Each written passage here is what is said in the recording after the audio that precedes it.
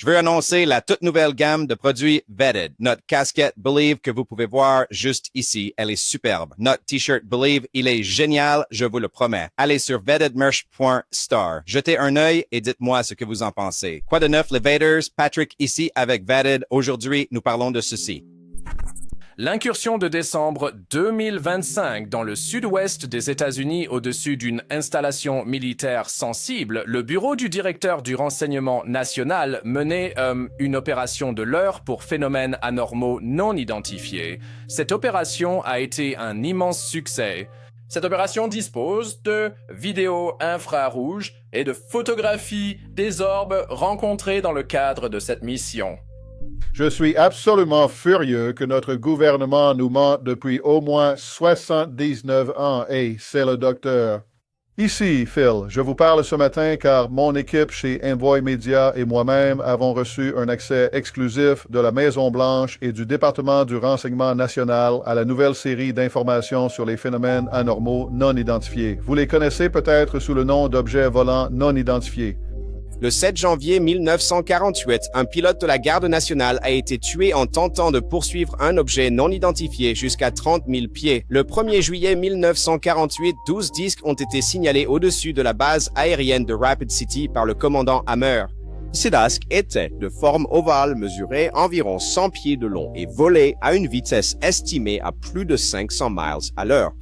Le 29 juillet 1947, Kenneth Arnold, alors qu'il volait près de Tacoma, dans l'État de Washington, a signalé une formation d'objets volants. Ce qui m'a frappé, c'est le nom, Kenneth Arnold, sa description de sa première observation et ce qui a mené à l'utilisation du terme soucoupe volante. J'ai donc trouvé fascinant qu'il ait eu une autre observation un mois plus tard. C'est à ce moment précis que, je dirais environ, qu'un flash terrible a frappé l'air, mon appareil, a illuminé l'intérieur de mon appareil et j'ai supposé, bien sûr, sur le moment, en une fraction de seconde, qu'il s'agissait probablement d'un chasseur P-51 qui l'a plongé devant mon nez et que c'était le reflet du soleil sur ses surfaces alaires brillantes qui en était la cause. Mais avant que je reprenne mes esprits, j'ai regardé loin vers le nord et c'est là que j'ai vu d'où venait l'éclair. C'était d'une formation en échelon d'appareil, à l'aspect très étrange. Il a abandonné ses recherches et a atterri. Plus tard, il a été assailli par des journalistes et l'un d'eux lui a demandé comment les objets volaient. Je dis, eh bien, je vous le dis, il volait de façon erratique comme une soucoupe que l'on ferait ricocher sur l'eau. Et bien sûr, soudainement, le terme disque volant et ce genre de choses, ou en forme de croissant ou autre, a été complètement abandonné et tout le monde a commencé à voir des soucoupes volantes et ils en voient depuis lors.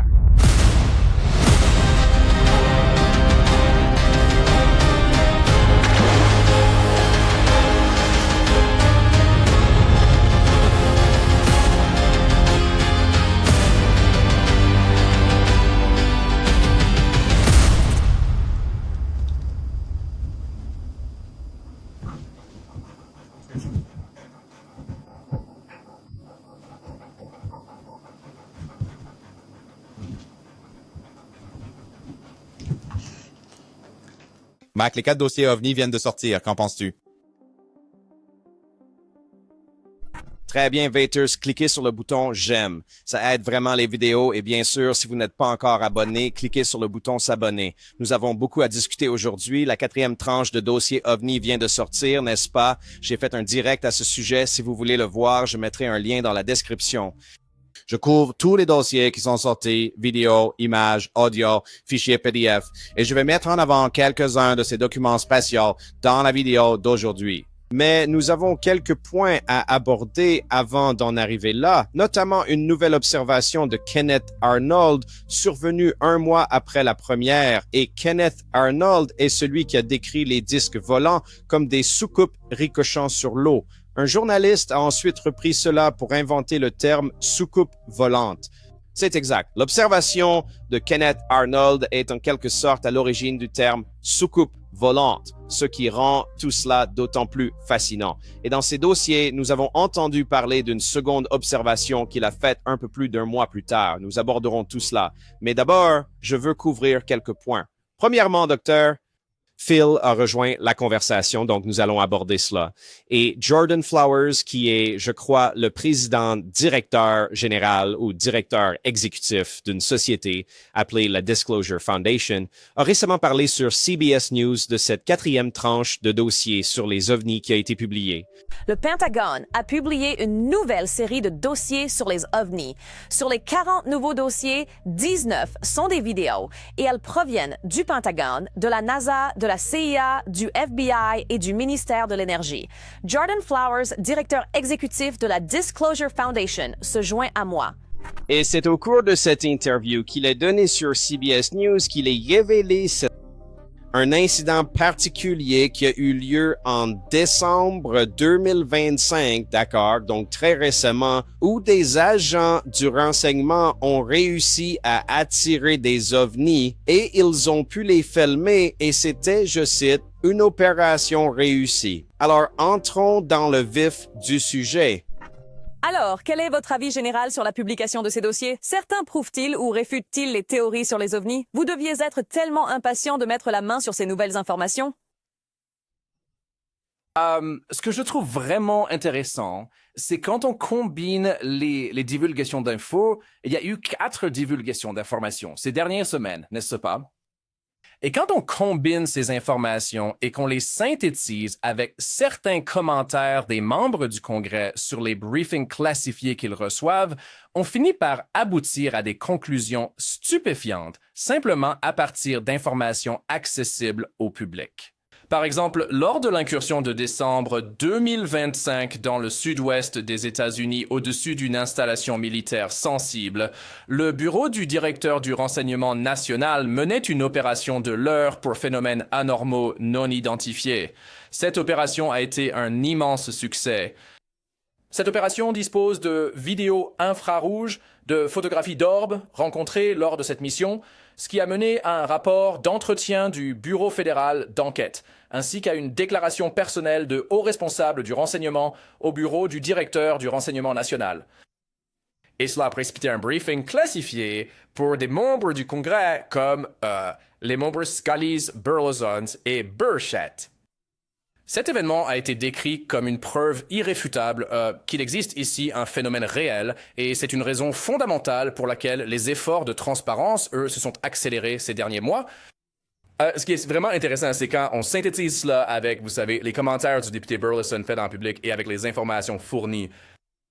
C'était une opération qui suppose non seulement que le Bureau de résolution des anomalies dans tous les domaines et la direction du renseignement national savent qu'il s'agit d'un phénomène réel, mais qu'ils possèdent déjà la technologie et les méthodes avec une efficacité prouvée pour attirer ces choses. Alors, vous savez, il suffit de dire que nous devons synthétiser ce que disent les membres du Congrès en plus des publications de données ici. Et quand vous faites cela, vous pouvez arriver à des conclusions stupéfiantes avec des informations accessibles au public. Cette opération réussit pour attirer des ovnis, en fait des orbes, qui ont ensuite été filmés et ce compte-rendu qui a suivi devant les membres du Congrès, tout cela était déjà connu. J'en ai déjà parlé et cela semble revenir au cœur des discussions après la publication de ces dossiers. Alors, si vous vous en souvenez, et je ne sais pas si c'est le cas, Eric Burleson, on a parlé dans une interview, il n'y a pas si longtemps. J'ai été informé d'un événement où ils ont tenté de créer un scénario idéal pour attirer des phénomènes aériens non identifiés afin de les capturer, de les documenter ou de les enregistrer.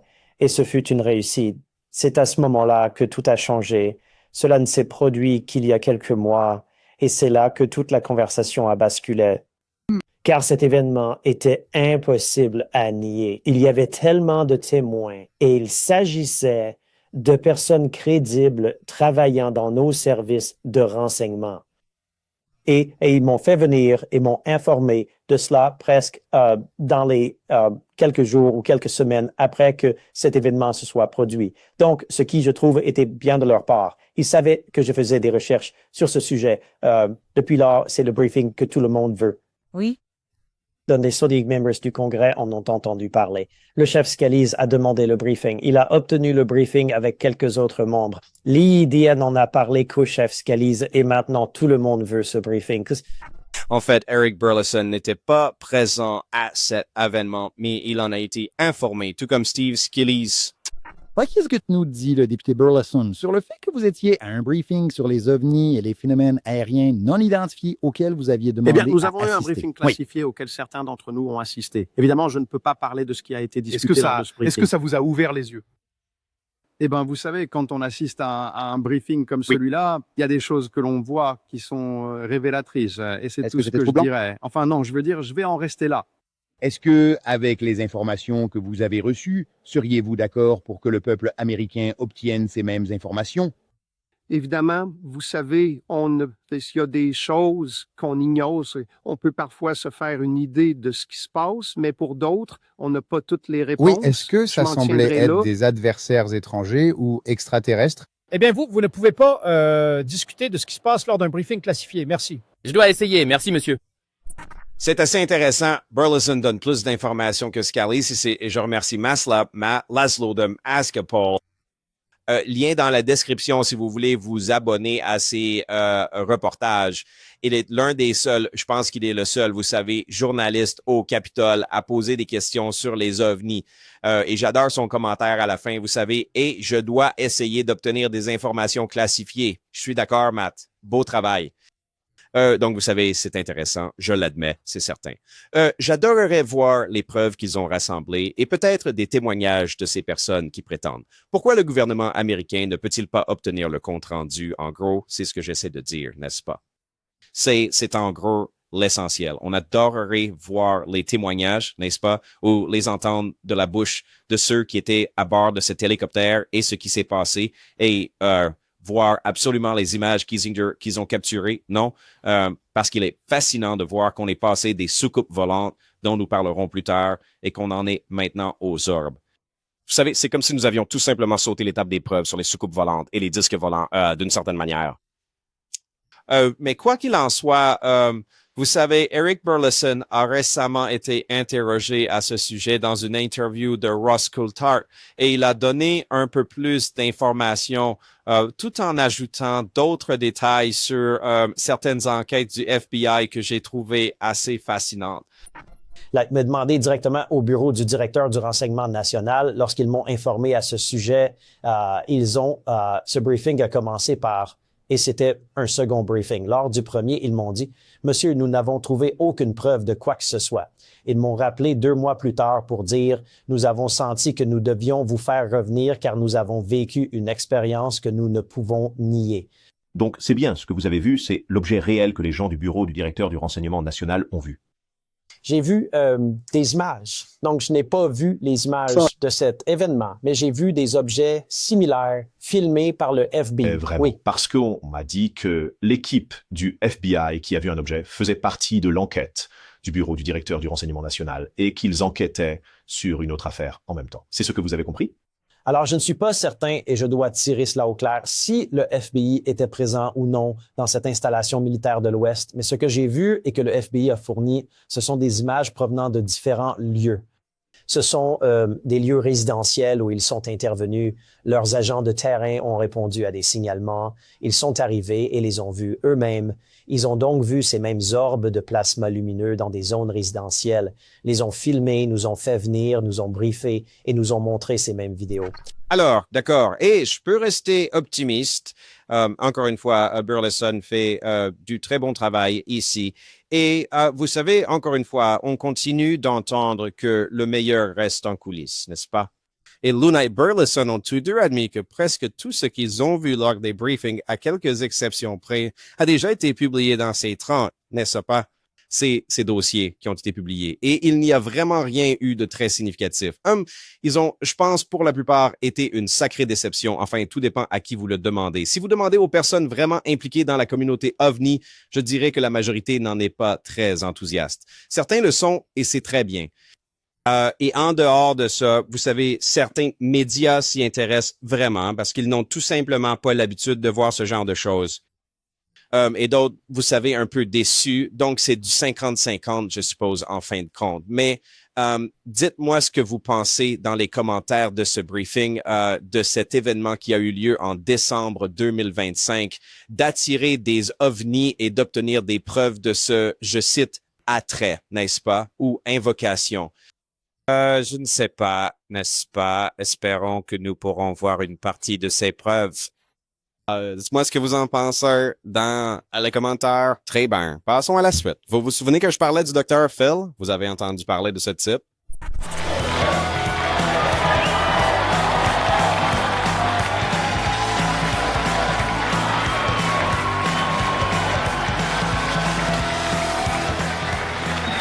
Bienvenue à tous, ravi d'être ici, faites un peu de bruit, bordel, je suis Dr. Phil, vous le savez, applaudissez, espèce de fils de pute.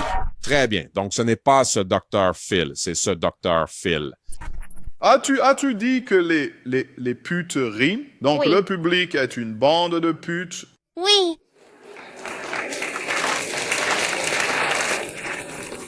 Attrape-moi dehors. Ça te va? Attrape-moi dehors. Ça te va? Te voir dehors, qu'est-ce que ça veut dire? Ce que je viens de dire. Ouais. Retrouvez-moi hors de la galaxie, bébé. C'est parti. Hilarant. Donc, ce type qui a animé une émission de télévision pendant tant d'années, je veux dire, je ne sais pas qui ne connaît pas vraiment Dr. Phil, a rejoint, vous savez, la conversation et j'ai trouvé très intéressante une déclaration dans une vidéo qu'il a publiée. Laissez-moi la diffuser et ensuite j'expliquerai. Je suis absolument furieux que notre gouvernement nous ment depuis au moins 79 ans. Bonjour, ici le Dr. Phil. Je vous parle ce matin car mon équipe chez Envoy Media et moi-même avons reçu un accès exclusif de la Maison-Blanche et du bureau du directeur du renseignement national à la nouvelle série d'informations sur les phénomènes anormaux non identifiés. Vous voyez les atomes ovnis et nous sommes en plein dedans. Deux choses me sont apparues clairement. Premièrement, je suis absolument furieux que notre gouvernement nous mente depuis au moins 79 ans, nous mentant par omission, et je pense même en créant de la diversion. C'est une chose. Deuxièmement, il est très clair qu'il y a des objets dans notre atmosphère ici sur Terre qui ne sont pas de la Terre. Ils font des choses, ils se déplacent d'une manière dont nous sommes tout simplement incapables. Donc pour moi, ce n'est pas une question.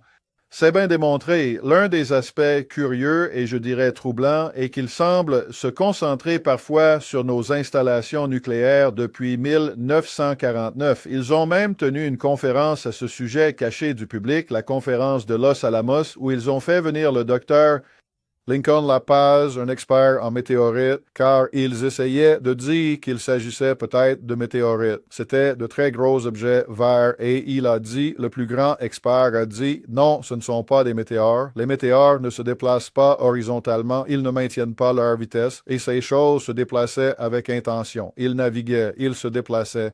Et ils ont été observés au-dessus de 5 villes possédant toutes des installations nucléaires. Pas plus tard qu'en 2015, ils ont été observés au-dessus du site de Pontex à Amarillo, qui est une installation nucléaire. Cela devrait vous inquiéter. Moi, en tout cas, ça m'inquiète. Alors, pourquoi vous parlez de ça? Pourquoi, moi, d'un point de vue psychologique? C'est important pour l'humanité, cela compte pour nos systèmes de valeurs. Qu'est-ce que cela signifie? Que disons-nous à nos enfants? S'il existe une vie non humaine, qu'est-ce que cela signifie pour nous tous? Nous sommes en plein dedans, je vous apporterai plus d'informations tout au long de la journée, alors restez à l'écoute. Il a publié d'autres vidéos sur ses réseaux sociaux. Je mettrai un lien en description si vous voulez aller les voir. Mais en gros, ce que j'en ai retenu et que j'ai trouvé intéressant, c'est qu'il a eu un accès anticipé à tout ça. Quoi? Pourquoi? Pourquoi est-ce que le Dr. Phil a un accès anticipé? Est-ce que ça a du sens pour vous? Personne d'autre ne dit ça. Alors pourquoi le Dr. Phil a-t-il eu un accès anticipé? N'est-ce pas la chose la plus étrange? Pour moi, c'est une autre preuve qu'on vit dans une simulation, mec. Je veux dire, c'est fou. Dr. Phil, de toutes les personnes, obtient un accès anticipé au dossier sur les ovnis. Pas des scientifiques remarqués, hein? Pas des scientifiques de premier plan, ni des universitaires ou des professeurs. Dr. Phil, n'est-ce pas? Je dis ça comme ça. As-tu dit que les putes rient? Oui. Maintenant, passons en revue quelques dossiers et éléments de preuve intéressants, si vous voulez bien, que j'ai trouvé dans la 4e tranche de dossiers sur les ovnis qui ont été publiés. D'accord? Vous savez, si je devais choisir des éléments intéressants, voici ce que j'ai retenu. Et n'oubliez pas, nous aborderons le cas de Kenneth Arnold. Mais vous savez, ce document PDF particulier qui a été publié, comme vous pouvez le voir ici, n'était en fait qu'un assortiment d'incidents de 1947 et 1948 rapportés par des personnes très crédibles, n'est-ce pas? Il s'agissait d'incidents signalés par des pilotes, des militaires et des policiers. J'ai trouvé cela plutôt intéressant. Il y en avait plus de 200. Ils ont pu en identifier environ 10 à 13 comme étant des canulars, des erreurs d'identification ou autres, mais cela laissait tout de même 90% d'entre eux inexpliqués. Et celui-ci en particulier m'a vraiment marqué.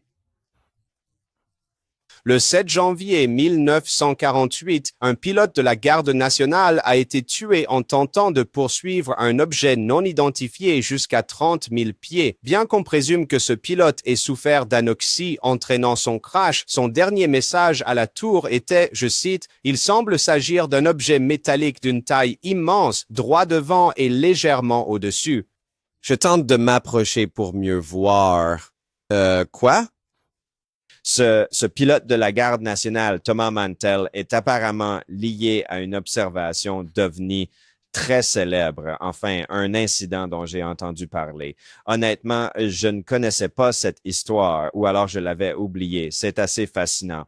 Il s'agit de l'un des premiers rapports d'OVNI les plus médiatisés, et vous savez, certains supposent qu'il poursuivait simplement un projet de ballon secret qui avait été reporté, car d'autres personnes avaient vu la même chose et l'avaient décrit comme cet objet en forme de ballon. Mais ce genre de projet secret qu'il poursuivait, ce ballon Skyhook. Alors, je ne sais pas. Poursuivait-il ce vaisseau spatial extraterrestre ou ce projet ultra secret dont il ignorait tout? Quoi qu'il en soit, un homme a perdu la vie, donc toutes mes pensées vont à la famille Mantell, mais cela reste une histoire fascinante.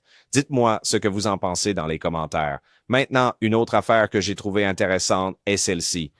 Le 1er juillet 1948, 12 disques ont été signalés au-dessus de la base aérienne de Rapid City par le commandant Hammer. Ces disques étaient de forme ovale, mesurant environ 100 pieds de long, volant à une vitesse estimée à plus de 500 miles par heure. Descendant de 10 000 pieds, ces disques ont effectué un virage en montée de 30 à 40 degrés, accélérant très rapidement jusqu'à disparaître. Quoi? N'est-ce pas? Nous avons plus de 10 disques d'environ 100 pieds de long volant. Je veux dire, j'ai été frappé par ça, honnêtement. Parce que je me dis, comment peut-on mal identifier ça? Vous voyez ce que je veux dire?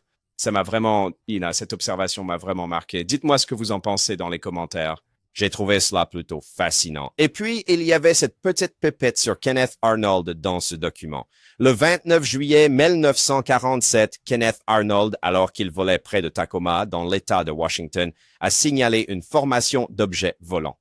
Son croquis de leur forme correspond étroitement à celui montré sur les photographies prises par Monsieur Rhodes. Le même jour, 2 pilotes de l'armée de l'air américaine à Hamilton Field ont signalé 2 disques volants suivant un P-80 en direction de Oakland, en Californie. En gros, ce qui m'a frappé, c'est le nom, Kenneth Arnold. Comme je l'ai dit plus tôt dans la vidéo, Kenneth Arnold, la description de sa première observation est ce qui a conduit à l'utilisation du terme soucoupe volante.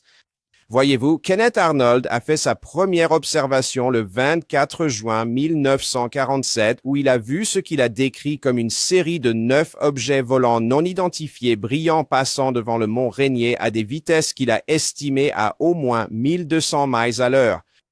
J'ai trouvé fascinant qu'il ait eu une autre observation un mois plus tard, n'est-ce pas? Beaucoup disent « Oh, peut-être qu'ils se sont trompés de date dans le rapport. » Non, j'ai vérifié, c'est bien sa deuxième observation. Je trouve cela assez fascinant. Il a donc eu cette grande observation qui, encore une fois, a donné naissance au terme soucoupe volante. Un mois plus tard, ce même homme a une autre observation. Je trouve cela fascinant pour le moins et j'ai trouvé des images plus anciennes de Kenneth Arnold, plus âgé, parlant de cette observation précise et de sa première observation. Et je trouve cela plutôt intéressant. Regardez. C'est cet homme, Kenneth Arnold, de Boise, dans l'Idaho, qui a inauguré l'ère des objets volants.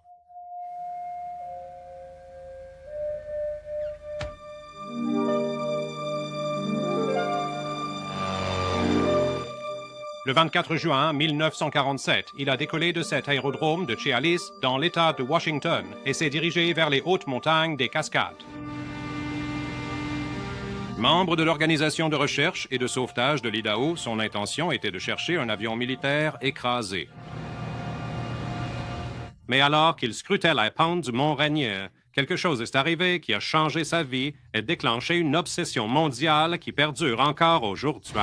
C'est à ce moment-là que, je dirais, j'ai eu cet éclair formidable qui a frappé l'air.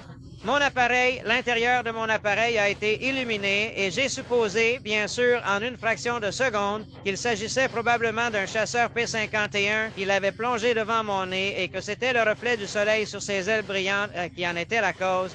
Cependant, avant que je ne reprenne mes esprits, j'ai regardé au loin vers le nord et c'est là que j'ai vu d'où venait l'éclair. C'était d'une formation en échelon d'appareil à l'aspect très étrange et il se dirigeait rapidement vers le mont Rainier. C'est à peu près à ce moment-là, en arrivant ici, que j'ai pu voir leur empennage ou leur partie arrière. Et le deuxième appareil, en partant de l'arrière, avait une forme plus ou moins en croissant, et il y avait un trou en son centre. Et bien sûr, je n'arrêtais pas de me dire, je me suis dit, bon sang, c'est l'avion le plus étrange que j'ai jamais vu. Arnold a chronométré les engins alors qu'il filait entre deux sommets distants de près de 50 miles. J'ai regardé la trotteuse de ma montre de 24 heures et ils avaient parcouru cette distance d'environ 50 miles en 1 minute et 42 secondes. Cela place leur vitesse à environ 1700 miles à l'heure, 1781 exactement sur cette distance, ce qui était bien sûr du jamais vu en 1947. Il a abandonné ses recherches et a atterri. Plus tard, il a été assailli par des journalistes et l'un d'eux lui a demandé comment les objets volaient.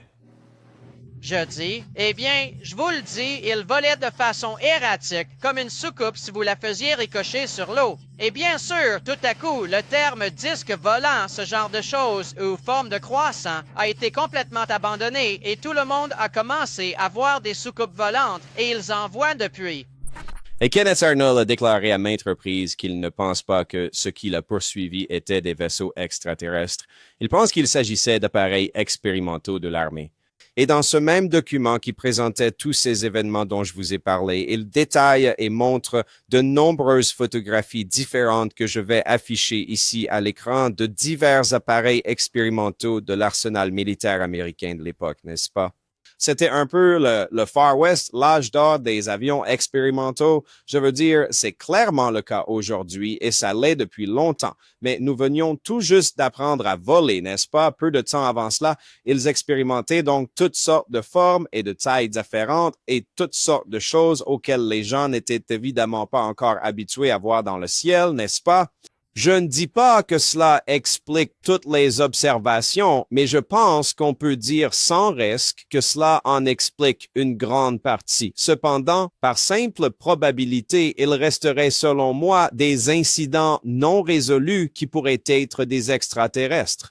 Je ne sais pas. Dites-moi ce que vous en pensez dans les commentaires. Il y a eu quelques vidéos publiées que j'ai trouvées intéressantes, du moins dans le sens où, vous savez, elles étaient différentes des autres, n'est-ce pas? Par exemple, celle-ci.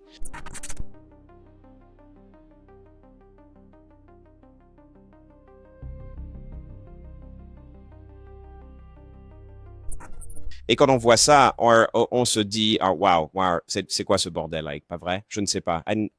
Ça viendrait du Moyen-Orient en 2023 et je n'arrive pas à comprendre ce qui se passe dans la vidéo car je ne connais pas la fréquence d'image. Aucune autre information n'est donnée. Je ne sais pas vraiment ce qui se passe. Mais honnêtement, ça ne ressemble pas à quelque chose d'extraterrestre. Mais quand même, les gens se sont plutôt concentrés sur cette vidéo. Regardons-la à nouveau au ralenti.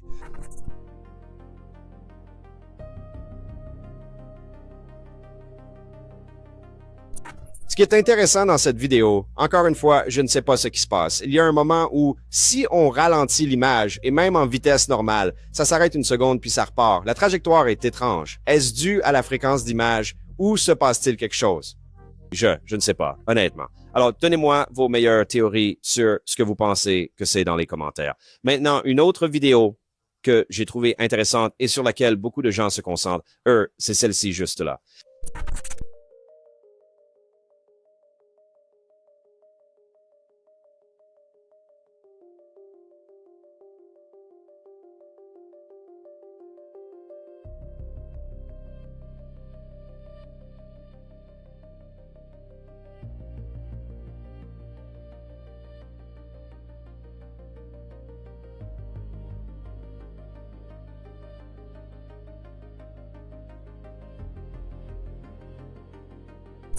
Même moi, j'admets que c'est une forme étrange.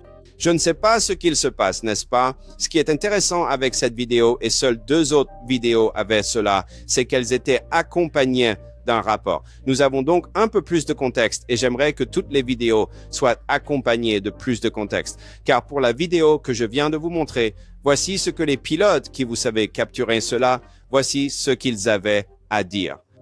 Il se déplaçait avec le vent à mesure que nous nous en approchions. Il était difficile d'évaluer sa véritable direction, mais il allait globalement vers le sud. Nous n'avons noté aucune manœuvre ni changement de direction de l'objet. L'objet lui-même était d'une couleur marron assez sombre, d'environ 3 à 4 mètres de haut. Structurellement, il ressemblait à un gros ballon quelque peu déformé, mais nous n'avons pas pu le vérifier lors de notre croisement. Nous sommes ensuite retournés au vaisseau, atterrissant sans encombre. J'ai fait quelques recherches et il existe des ballons sondes de couleur rougeâtre ou marron qui sont parfois composés de 2 parties, un haut et un bas, et peut-être qu'en perdant de l'air, ils ressemblent à ça. Je ne sais pas. C'est ainsi qu'ils le décrivent. Je ne vois pas vraiment ça dans la vidéo et je suis le premier à crier au truc louche. Je ne sais pas. Honnêtement, je ne sais pas, n'est-ce pas? Mais c'était l'une des choses intéressantes. Dites-moi ce que vous en pensez dans les commentaires. Ce que je dis et ce que je répète depuis longtemps dans mes diffusions en direct, c'est qu'il s'agit du 4e volet de dossier sur les ovnis que nous recevons, n'est-ce pas? Il continue de nous donner des choses non résolues. Il nous donne tout ce qu'il n'arrive pas à expliquer et il n'y a qu'un seul problème avec ça. Ils nous ont dit qu'ils avaient des vidéos, des images, des documents, tout et des preuves résolues, n'est-ce pas? C'est-à-dire qu'ils ont dit, des lanceurs d'alerte ont dit que que le gouvernement des États-Unis possède des vaisseaux spatiaux extraterrestres, des corps extraterrestres. Pourquoi ne voyons-nous pas cela? Pourquoi voyons-nous seulement les choses non résolues, ce dont vous ignorez la nature? C'est en gros comme si on disait, « Hey, nous avons l'aiguille dans la botte de foin. Nous l'avons trouvée, mais continuez à chercher. Cherchez, continuez à fouiller dans la botte de foin. Mais attendez, vous avez dit que vous aviez l'aiguille. Pourquoi est-ce que je cherche? Vous avez l'aiguille. Montrez-nous l'aiguille, non? C'est ça qui est un peu frustrant. Si des lanceurs d'alerte n'avaient pas dit qu'on a des vaisseaux, des corps et tout ça, les choses identifiées, pourquoi on regarde des choses non identifiées, hein? Ce ne serait pas aussi décevant, car si le gouvernement et les lanceurs d'alerte avaient simplement dit « Hey, il y a des choses dont nous ignorons la nature », ce serait plus intéressant. Mais ils n'ont pas dit ça. Ils ont dit « Non, nous avons des corps, des vaisseaux et tout le reste », n'est-ce pas? Alors pourquoi nous pencher sur ce qui n'est pas résolu, sur ce qui n'est pas identifié? Pour moi, c'est une perte de temps. Allons droit au but. Ne nous dites pas que vous avez trouvé l'aiguille dans la botte de foin pour nous faire continuer à chercher. À mon avis, c'est une perte de temps. Alors, je ne sais pas. Dites-moi ce que vous en pensez dans les commentaires. On se retrouve pour la prochaine vidéo. N'oubliez pas, chaque jour est un cadeau. Salut!